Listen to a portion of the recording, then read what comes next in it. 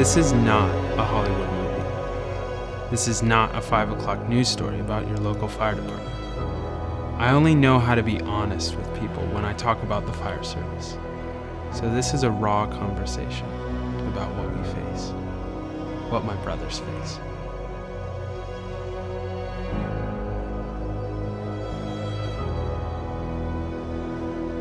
What we do is special. When the air brake on the truck sets and you open that door, you're going to battle. It's a terrifyingly beautiful thing. It's chaos and it's peace. It's something we wouldn't want to live without, yet sometimes it's the hardest thing to live with. Being a firefighter has taught me so much in my life. I don't know what I would do without it. My name is Caleb Shetler, and I'm a volunteer firefighter in Ruckersville, Virginia, Station 2. These are my brothers. These are a few of the guys I've been through the toughest of days with. This is our story. Andrew McDaniel, a firefighter, EMT. I've been here since July 2015, so we're going on roughly 3.5 years. Nate Creighton, 26 years old. Sean Ryan, I'm the chief here at Ruckersville Volunteer Fire Company. Mike Thompson, they call me Tyrone, 24 years old. So this fire station in particular is it's very interesting. I describe it like an anomaly. We're relatively busy. We run anywhere between 1,000 to 1,200 calls consistently a year. We get anywhere between 40 and 50 working structure fires a year. Not a single month goes by that we're going out to an actual working incident, if you will. So we cover about 14,000 residents at our max capacity, if you will. So we have everything from rural homes, old farmhouses, to 3 to 4 story apartment buildings, to multi-million-dollar mansions. So our first due is so diverse that you just don't know what you're going to get at any given time. We have had weekends where one of our wildest weekends here in 48 hours, they ran 86 calls. They didn't get off the rig for that entire time, between fires, structural vehicle, brush, lines down. So it's a busy house for the size. A little over a dozen firefighters are all the active members that we typically have to run these jobs, and they run them well.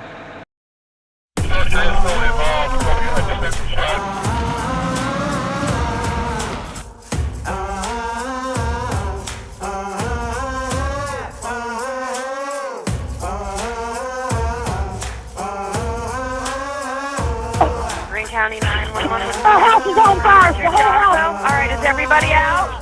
Yeah, I don't know! Please hurry! All right, you're being dispatched.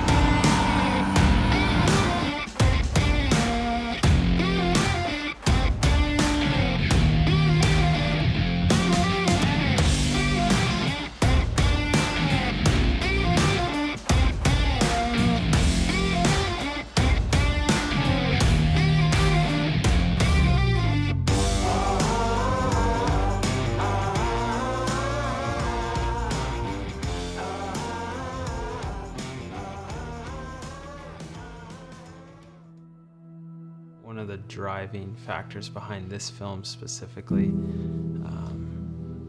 has been an accumulation of the fatal fires we've had in the past 5 years, and watching how the brothers of this station responded to that. And then even more recently, the Matthew Mill fire.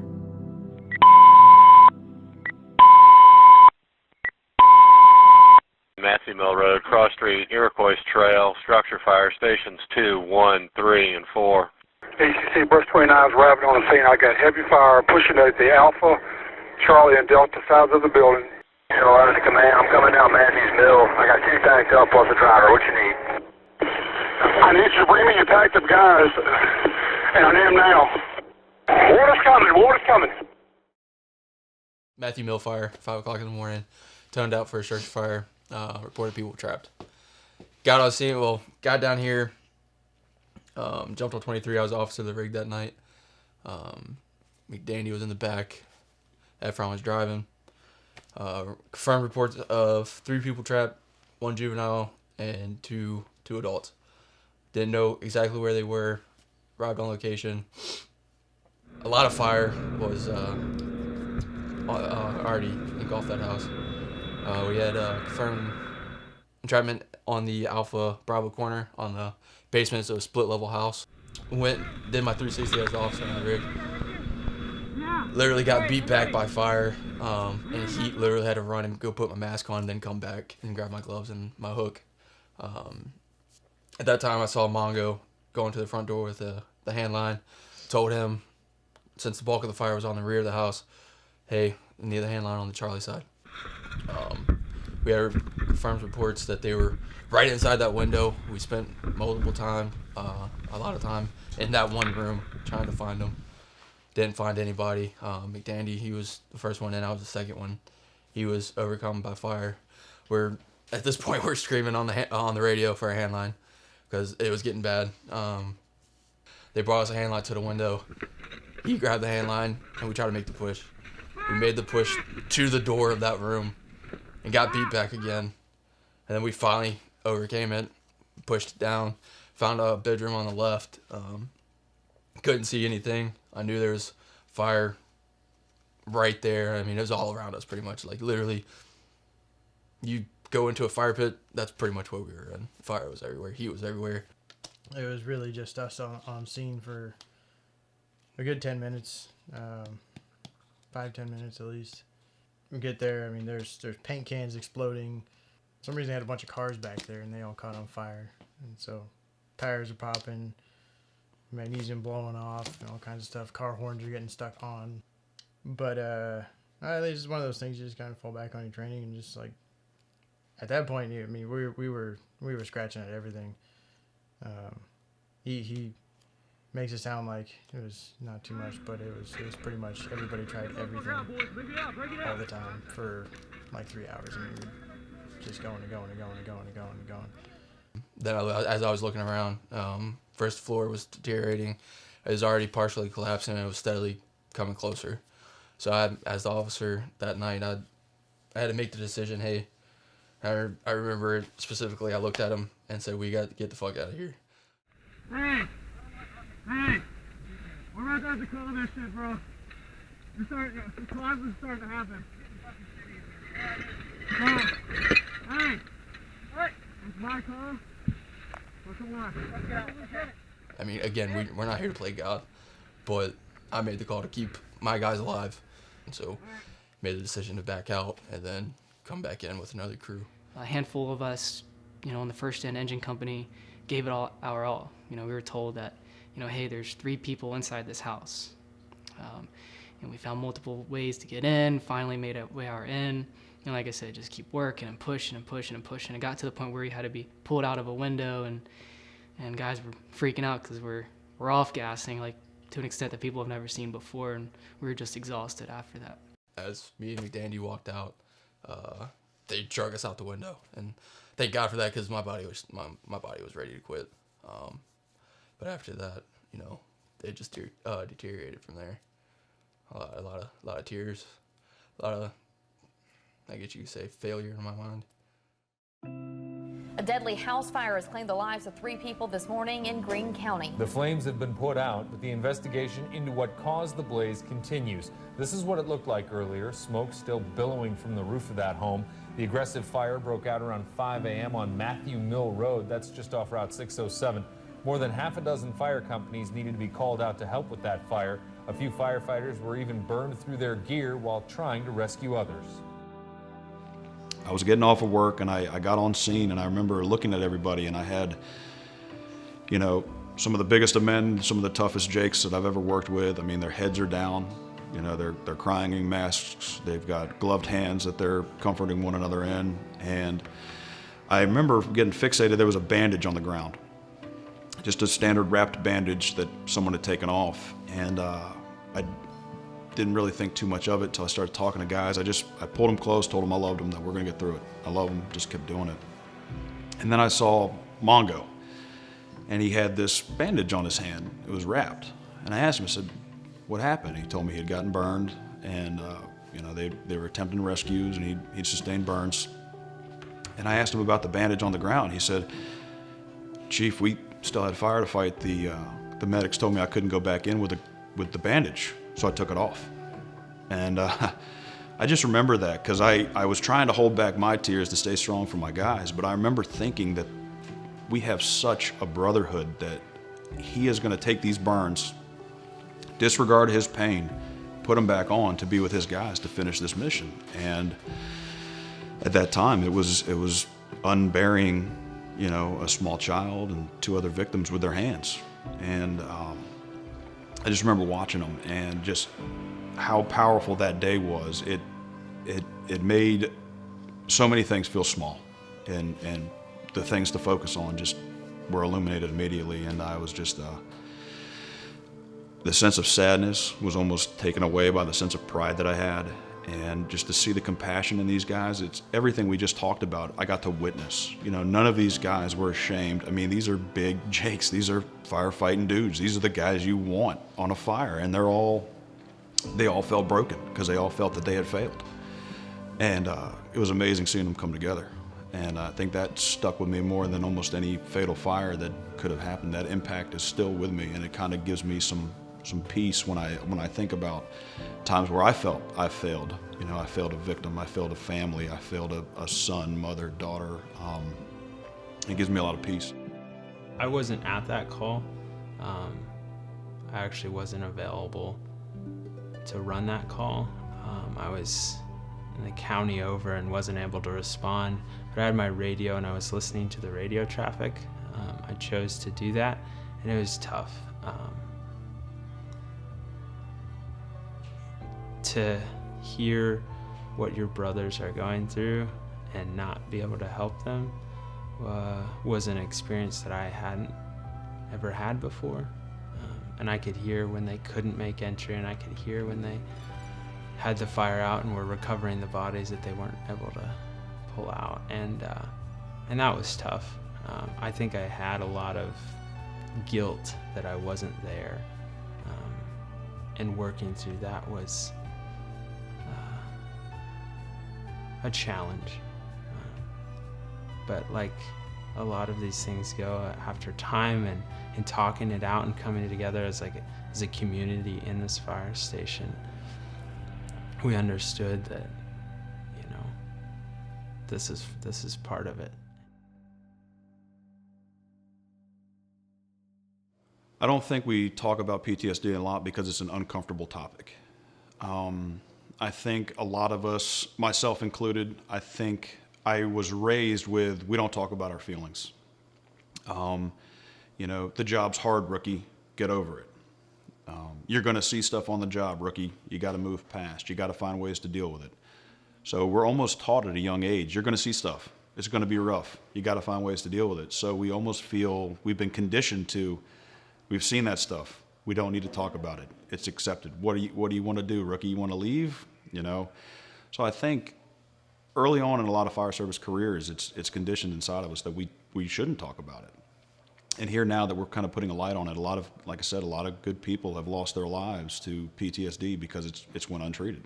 Recently, a friend of mine committed suicide because of this. So I think the time is at hand to make sure you can raise your hand and talk. You know, when you go into this stuff, you've always expected it, right? The guys that have been in it for a little while always tell you that this is what you're going to see, this is what you're going to do. And while they tell us that, you know, if something bothers you, open up about it, you kind of don't want to.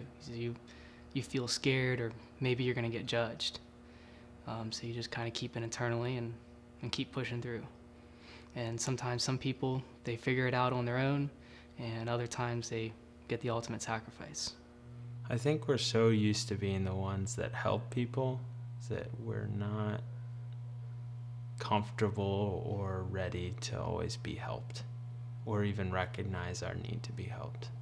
I mean, when you're trained in your mind mentally over and over again that I'm the one helping, I'm the one serving, I'm the one going out and helping this person, then you kind of shut off that pathway in your brain of needing help, of being helped, or being in trouble.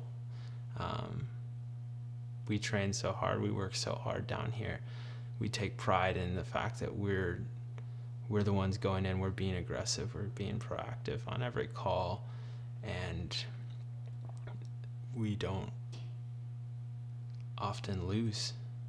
When we fight to win, and we're not used to losing, and that's kind of how we view it as needing help, is sometimes is losing. So it's kind of that mindset, I think, that people shy away from getting help a lot. We're macho men. We really type A personalities. We don't care about our feelings. We try not to.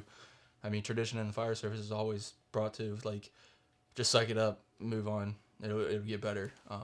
So I guess that's part of the tradition of the fire service is we'll just keep it inside, bottle it up, and we'll just move on, because that's what we always done. That's what we're always going to keep doing. And with it just now coming out with studies and everything, a lot of people are, scared to talk about it because they don't want to seem like they're weak in front of their, other people. We all are definitely aware that sometimes we're going to come up short. I mean, like I said, we fight to win, but we know that not everything's in our control. And I think there's a time to grieve, and there's a time to put your arm around your brother. But at the end of the day, we have to pack up and come back. We're supposed to be the strong firemen that come to the scene. We're supposed to, almost as a job, live with the trauma of others. And sometimes, our wells get full. Everybody struggles in silence and almost feels that we don't have a lot of people we can go to, or we don't think that someone would understand if we come to them, or we think that we're going to show weakness by coming to someone, or they think they're going to put us on the, we call it on the psych hold. I think it's still kind of a taboo subject to bring up that, hey, Chief, this call bothered me.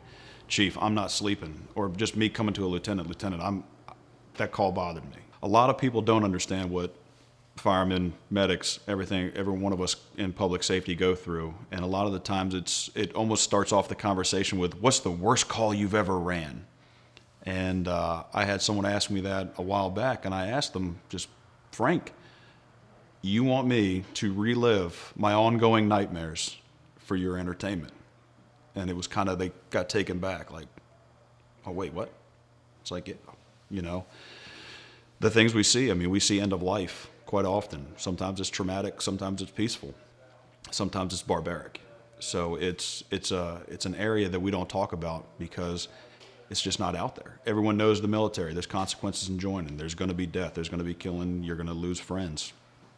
But here lately, we're up to 72 firefighters killed in the line of duty. It's a dangerous job. We see all types of atrocities, and we learn in the firehouse. So if you have a culture of just quiet rookie deal with it, it doesn't end well.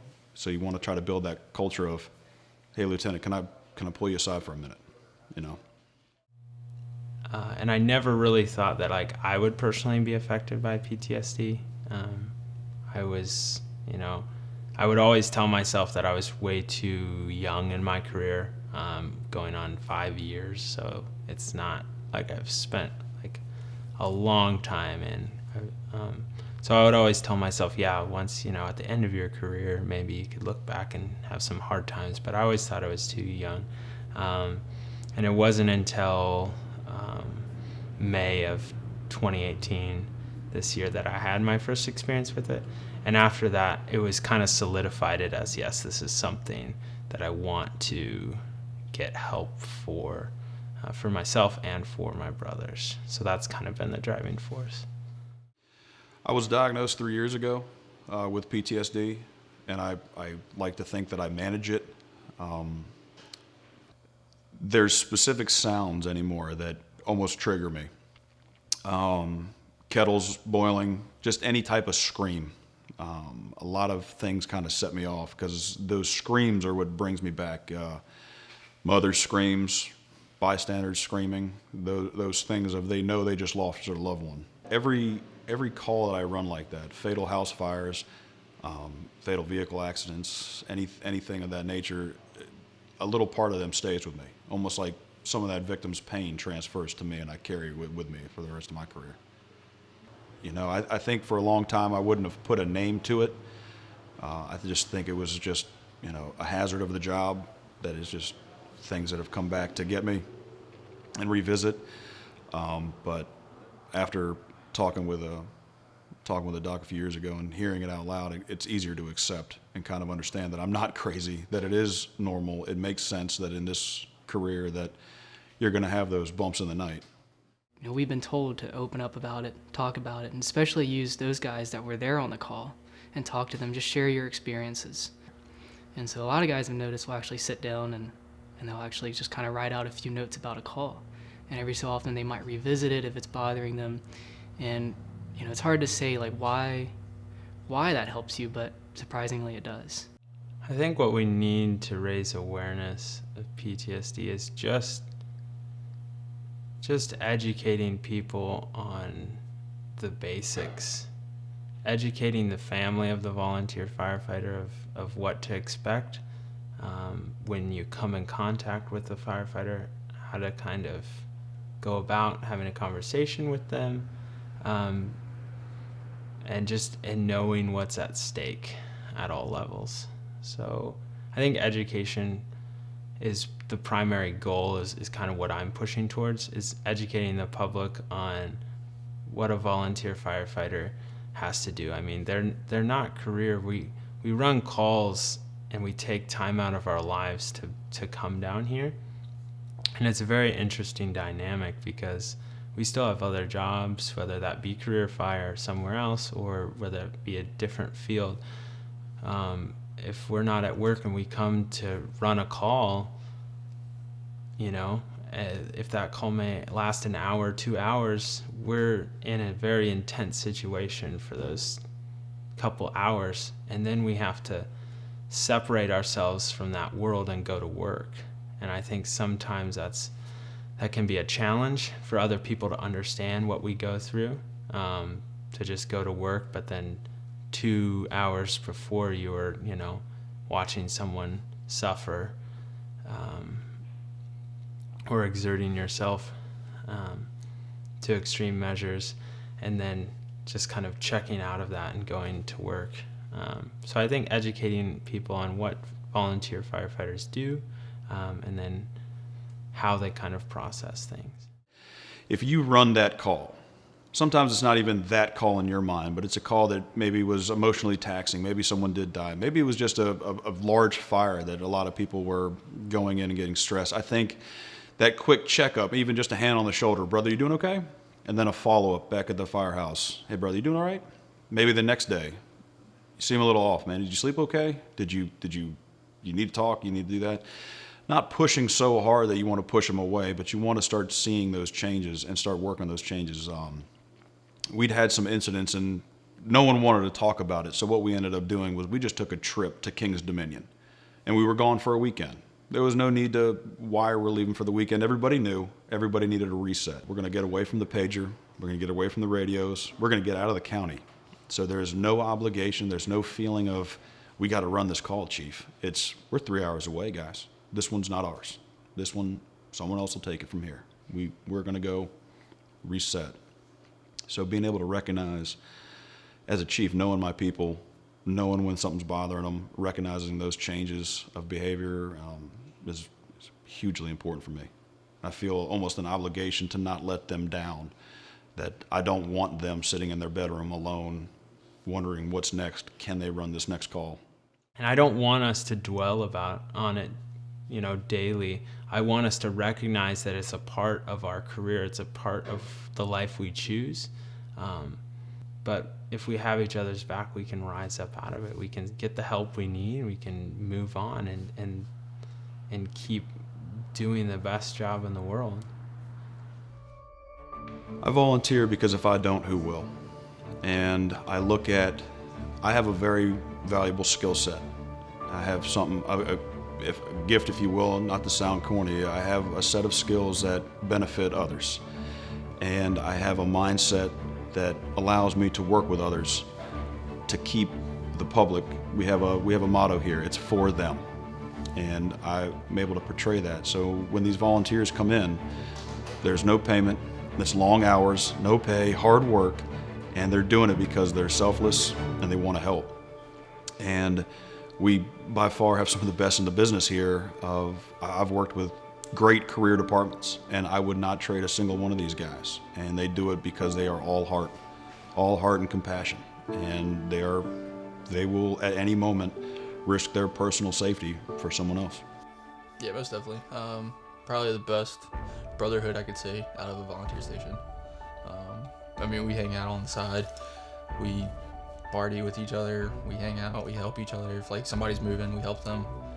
If somebody's down, we talk to them, stuff like that. So we do a lot of stuff outside of the fire service with each other. And it's just an extension of the family.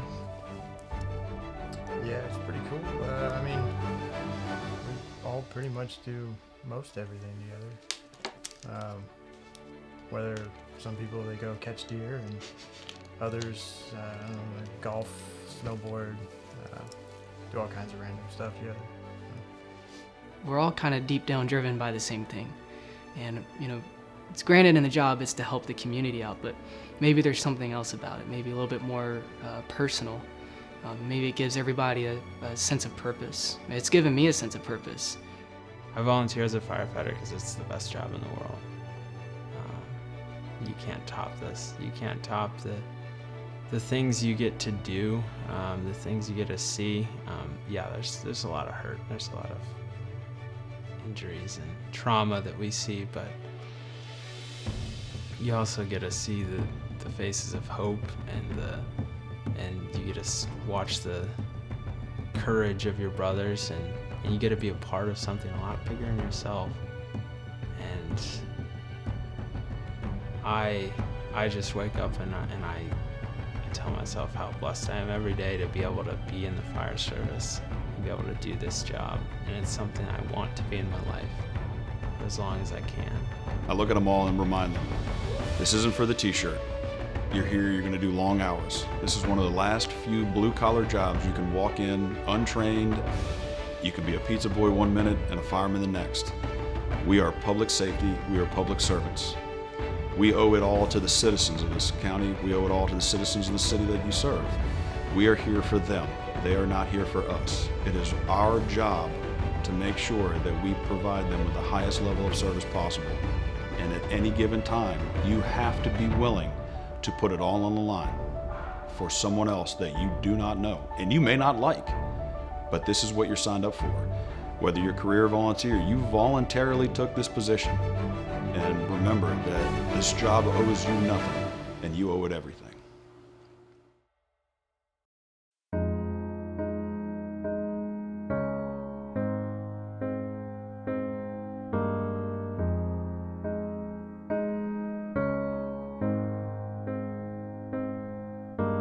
Call comes in, a truck goes out with red, blue lights and a siren sound. They race so fast, cause they know that in times like this every second counts. Consumed by fear and smoke-filled tears, the families pray for the ones they love, while they rush in without second guessing, full force into a burning house.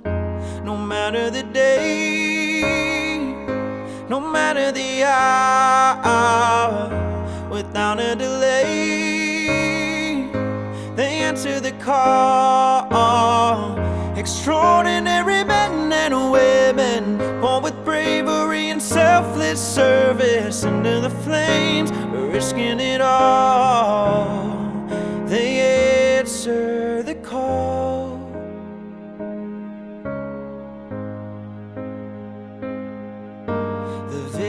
Screams still haunt their dreams, cause once you've heard them you can't forget. But still they fight to save our lives, knowing if they died it would all be worth it. No matter the day, no matter the hour, without a delay, they answer the call.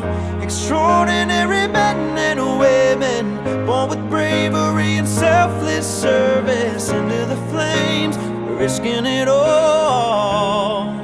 They answer the call. They answer the call.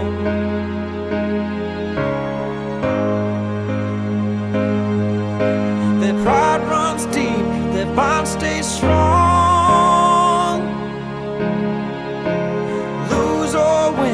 stand up tall.